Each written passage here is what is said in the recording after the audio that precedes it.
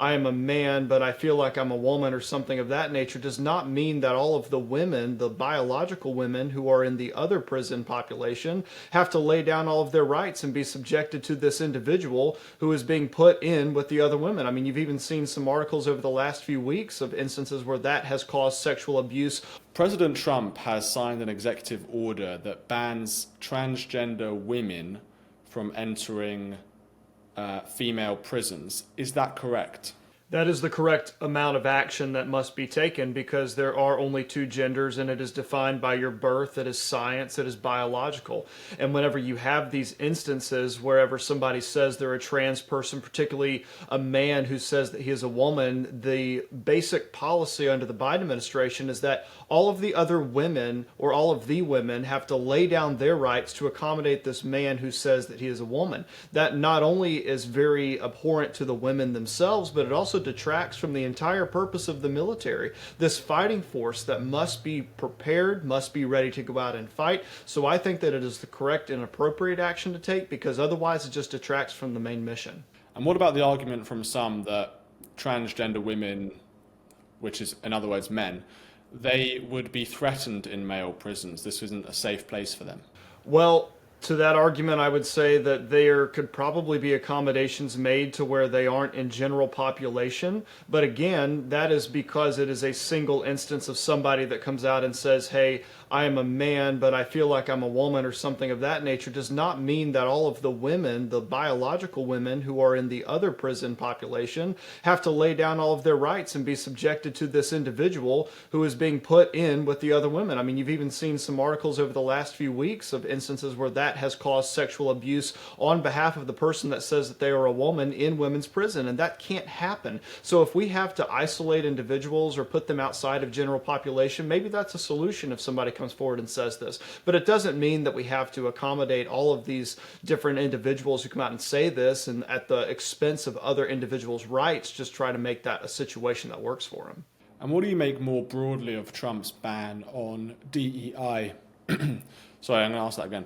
What do you make more broadly of Trump's ban on DEI in the federal government? This must happen, and I'm so glad that he put a definitive ending point on these offices, saying that they had to be closed by 5 p.m.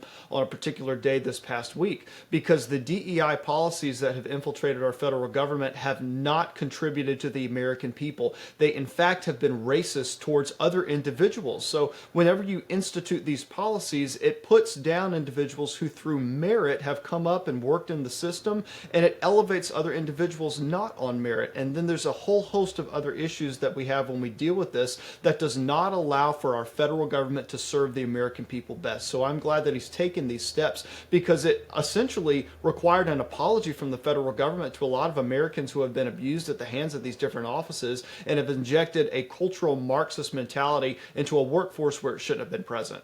And do you think that emails going out to various federal agencies, staff there, telling staff to report on DEI that is kind of renamed within 10 days is a bit, I mean, that's been criticized as being a bit kind of authoritarian. You're getting staff basically to try and snitch on each other if DEI is still in the department. What do you make of this email?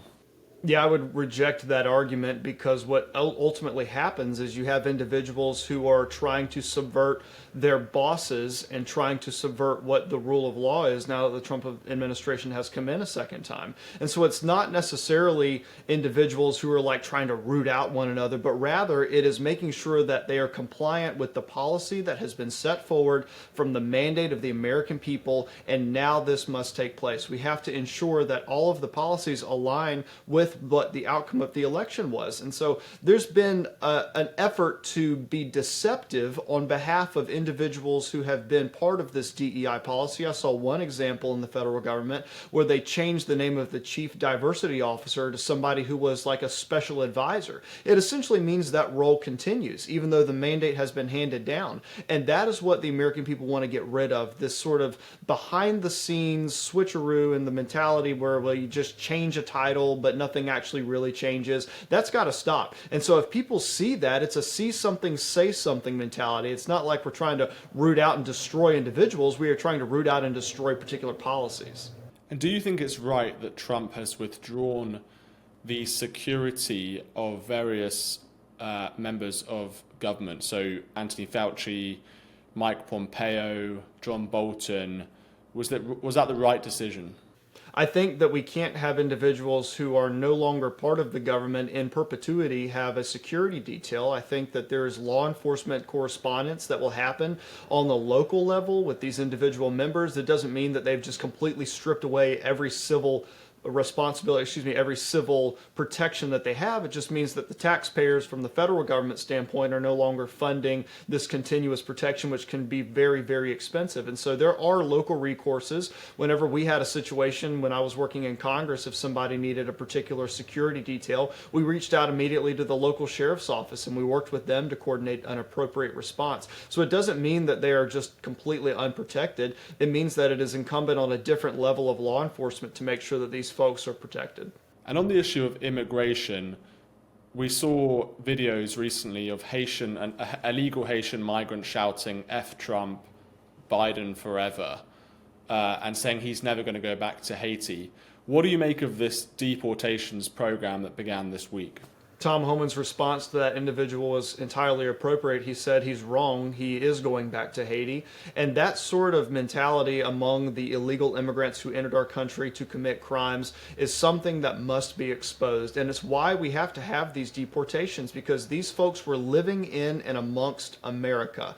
And the Biden administration knew about it. They knew these people existed and they did nothing. They did nothing to protect the American people. They did nothing to protect our children and our families. And so Trump going in and deporting these folks is not only getting rid of those who are already here in the United States, but it's sending a shot across the bow and a message to the cartels who for years have profited off of human smuggling and drug smuggling and human trafficking, that we're no longer going to tolerate that in the United States. There's a new sheriff in town and he's going to be kicking out doors and dragging out the criminals.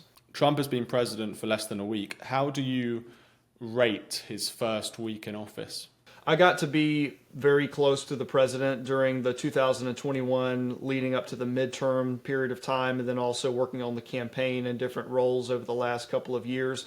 And I saw throughout the rallies he would make promise after promise after promise to Americans, and I'm sitting back going, these are a ton of promises. How on earth is he going to get them all done on day one or in the first week? But you have seen him come in with a slew of executive orders, and even before he was sworn into office, he was going around the world meeting with world leaders and essentially buying a couple of extra months on the front term of his presidency to establish the tone of his administration. Not only have you seen that, but you've seen him reach out to members of Congress and make sure we don't have a protracted speaker battle, that we got right to work, and that we started implementing these bills to get them across the House of Representatives and the United States Senate so that they can go to the president's desk and he can codify into law a lot of the orders that he's already set in place through executive order for longer than his administration is going to last. So you've seen one after another, even before he was sworn into office, instances where he has set the tone for his administration, and he's going to make sure that we get America back to what it was. And coming back in the second time means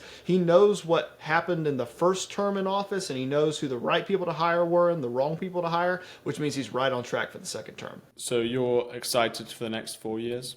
I'm very excited for the next 4 years. Up in D.C. where I am, the tone has just dramatically shifted. And it's really encouraging to see a lot of people who normally would not come within a square mile of Donald Trump start to recognize that the mainstream narrative of him is completely false. And they have come back into the fold a little bit and had productive conversations. And the president is a very forgiving person. And he's been able to interact with folks like Mark Zuckerberg and Jeff Bezos and discuss how we can treat all Americans fairly. He's been calling out different industries that have been unfair to conservatives, and that goes to the DEI policies as well. A lot of times the DEI policies in different corporations result in discrimination against conservatives. That has to stop. So I'm excited for the next 4 years because I think that he is going to be able to bring America back to a populist conservatism that the rest of the world can look at and mirror. Thank you so much for watching this video. If you enjoyed it, please like and subscribe to the GBN America YouTube channel.